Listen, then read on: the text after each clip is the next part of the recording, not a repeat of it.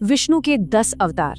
ये कहानियां तो हम सबने सुनी ही हैं, है ना? वो मछली जिसने पूरी मानवता को बचाया, या वो कछुआ जिसने अपनी पीठ पर पूरा का पूरा पहाड़ उठा लिया। ये कहानियां हमारी संस्कृति का एक अहम हिस्सा है। लेकिन क्या हो अगर मैं कहूं कि इन मशहूर मिथकों का असली सोर्स वो है ही नहीं जो हम आज तक सोचते आए हैं? तो सवाल ये है कि विष्णु के अवतारों की ये जानी पहचानी कहानियां आखिर असल में आती कहां से हैं? जैसे मत्स्य अवतार जो प्रलय से मनु को बचाता है, या कूर्म अवतार जो समुद्र मंथन में मंदार पर्वत का आधार बनता है। इन कहानियों की पहली झलक हमें मिलती कहाँ है? यकीन मानिए, इसका जवाब आपको चौंका देगा। तो चलिए इस रहस्य की तह तक चलते हैं। देखिए, हम में से ज्यादातर लोग इन कहानियों को पुराणों जैसे ग्रंथों से जानते हैं जो बाद में लिखे गए, लेकिन इनका सबसे पहला जिक्र वो बहुत बहुत पुराना है और एक ऐसी जगह मिलता है जिसकी कोई उम्मीद भी नहीं कर सकता। इसका जवाब मिथकों या कहानियों की किसी किताब में नहीं है, बल्कि ये छिपा है प्राचीन यज्ञ और अनुष्ठानों की एक डिटेल्ड गाइड में। जी हाँ, आपने सही सुना, एक ऐसी किताब जिसका फोकस देवताओं की कहानियों पर नहीं, बल्कि इस बात पर है कि यज्ञ कैसे किया जाए। और उस रहस्यमयी किताब का नाम है शतपथ ब्राह्मण। हो सकता है ये नाम आपने पहले न सुना हो, लेकिन हिंदू धर्म के कुछ सबसे प्रसिद्ध आइडियाज की जड़ें इसी ग्रंथ में हैं। आइए इसे थोड़ा तोड़कर समझते हैं। शतपथ ब्राह्मण का मतलब है 100 रास्तों वाला ब्राह्मण ग्रंथ। यहाँ ब्राह्मण का मतलब किसी जाति से नहीं, बल्कि वेदों पर लिखी गई कमेंट्री या एक्सप्लेनेशन से है। इसे आप ऐसे समझ सकते हैं जैसे किसी स्क्रिप्ट पर डायरेक्टर के नोट्स हों, जो ये समझाते हैं कि हर रिचुअल का मतलब क्या है और उसे करना कैसे है। अब जरा इस टाइमलाइन पर नजर डालिए, ये बहुत बहुत जरूरी है। शतपथ ब्राह्मण करीब 800 से 600 ईसा पूर्व का है, मतलब ये पुराणों से सदियों पहले का है, लगभग 1000 साल पहले का। ये बात इसे हिंदू माइथोलॉजी के सबसे शुरुआती लिखित स्रोतों में से एक बना देती है। तो सवाल उठता है कि ये विशाल ग्रंथ आखिर किस वेद की कमेंट्री है? ये हमें इसके असली सोर्स तक ले जाता है, यजुर्वेद, यानी यज्ञों का वेद। शतपथ ब्राह्मण असल में यजुर्वेद पर एक बहुत ही डिटेल्ड कमेंट्री है। यजुर्वेद का मेन फोकस यज्ञ की प्रक्रिया पर है और उन मंत्रों पर है जो यज्ञ के दौरान बोले जाते हैं। ये एक तरह से पुजारियों के लिए एक हैंडबुक है। अब देखिए, यजुर्वेद के 2 मेन वर्जन है। एक है कृष्ण यजुर्वेद, जिसमें मंत्र और उनकी व्याख्या एक साथ मिक्स है, जो थोड़ा कंफ्यूजिंग हो सकता है। और दूसरा है शुक्ल यजुर्वेद, जो एकदम साफ सुथरा है।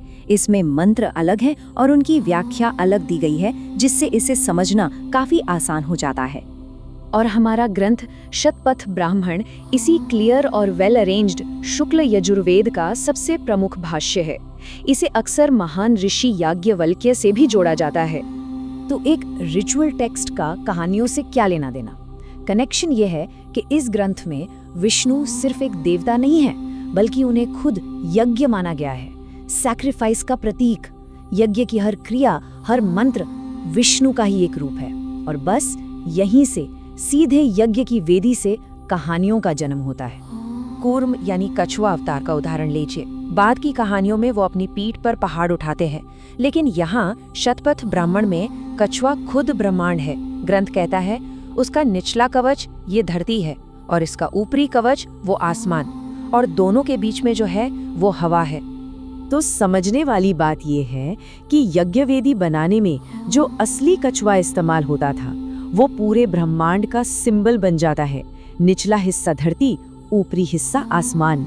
इस तरह रिचुअल का ये सिंबलिज्म सीधे सीधे उस कॉस्मिक वर्ल्ड टर्टल की कहानी को जन्म देता है, जो पूरी दुनिया को अपनी पीठ पर उठाए हुए है। ये सिर्फ एक कहानी नहीं, बल्कि एक जीता जागता प्रतीक है। और यहीं पर हमें दूसरे अवतारों के भी पहले ड्राफ्ट मिलते हैं, जैसे वराह अवतार। बाद में एक विशाल सुअर पूरी पृथ्वी को बचाता है, लेकिन यहाँ एमश नाम का एक सुअर पृथ्वी को तब ऊपर उठाता है जब वो सिर्फ 1 हाथ जितनी बड़ी थी। या वामन अवतार को देखिए, बाद में बौने विष्णु 3 कदमों में दुनिया नापते हैं, लेकिन यहाँ वो यज्ञ के रूप में लेटकर जितनी जगह घेरते हैं उससे दुनिया जीतते हैं। और नरसिंह अवतार का आइडिया भी इंद्र की एक कहानी में मिलता है, जहां उन्हें एक असुर को बिना दिन रात सूखे गीले या किसी हथियार के मारना था। ये इन महान कहानियों के शुरुआती बीज हैं। अच्छा, और वो कहानी याद है जिसमें एक मछली इंसानियत को बचाती है? जी हाँ, मत्स्य अवतार। उसका भी सबसे पुराना और डिटेल्ड जिक्र हमें शतपथ ब्राह्मण में ही मिलता है। एक छोटी सी मछली ऋषि मनु से सुरक्षा मांगती है और भविष्यवाणी करती है कि एक भयानक बाढ़ सब कुछ खत्म कर देगी। मनु उसे पालते हैं और वो बहुत बड़ी हो जाती है। जब बाढ़ आती है तो वो ही मछली मनु की नाव को एक पहाड़ की चोटी तक ले जाकर बचाती है। ये कहानी दुनिया भर की ग्रेट फ्लड मिथ्स की याद दिलाती है। तो हमने देखा कि कैसे रिचुअल से मिथ्स पैदा हुए, लेकिन रुकिए, बात यहीं खत्म नहीं होती। ये ग्रंथ सिर्फ कहानियों का सोर्स नहीं है, इसमें कुछ और भी हैरान करने वाली चीजें हैं जो हमें साइंस और फिलॉसफी की दुनिया में ले जाती हैं। ये सच में कमाल है। पुराणों से सदियों पहले ये ग्रंथ साफ साफ कहता है कि पृथ्वी गोलाकार है, यानी परिमंडल। इसमें मुश्किल यज्ञ वेदियों को बनाने के लिए शुरुआती ज्योमेट्री के बारे में बताया गया है, जिसमें पाइथागोरस थ्योरम जैसे सिद्धांत भी शामिल हैं। और तो और रिचुअल्स का सही समय तय करने के लिए इसमें ग्रहों और नक्षत्रों के एस्ट्रोनॉमिकल ऑब्जर्वेशंस भी हैं। और शायद सबसे बड़ी बात, शतपथ ब्राह्मण का जो आखिरी हिस्सा है वही असल में बृहदारण्यक उपनिषद है।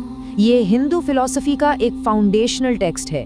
ये सबसे पुराने और सबसे बड़े उपनिषदों में से एक है जिसमें आत्मा, कर्म और मोक्ष जैसे गहरे विषयों पर बात की गई है। इसकी गहराई का अंदाजा इस एक कोट से लगाइए। जैसे कोई इंसान जब अपनी प्रिय पत्नी के आलिंगन में हो तो उसे बाहर या भीतर का कोई ज्ञान नहीं रहता, ठीक उसी तरह जब ये व्यक्ति अपनी प्रज्ञा आत्मा के आलिंगन में होता है तो उसे भी बाहर या भीतर का कोई ज्ञान नहीं रहता। ये सेल्फ और अल्टीमेट कॉन्शियसनेस के मिलन की एक गहरी पड़ताल है। तो इन सब बातों का क्या मतलब है? ये प्राचीन ग्रंथ आज हमारे लिए क्यों जरूरी है? तो सार ये है कि यज्ञ और अनुष्ठानों की एक अकेली प्राचीन किताब भारत में माइथोलॉजी, फिलॉसफी और यहाँ तक कि शुरुआती साइंटिफिक सोच के लिए एक फाउंडेशनल सोर्स बन गई। ये हमें दिखाता है कि कैसे ज्ञान की अलग अलग शाखाएं, धर्म, मिथक, विज्ञान अक्सर एक ही जगह से निकलती हैं। और ये हमें एक बहुत ही दिलचस्प सवाल के साथ छोड़ जाता है।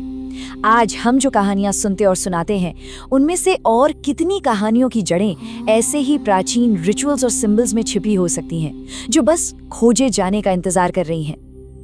राम राम।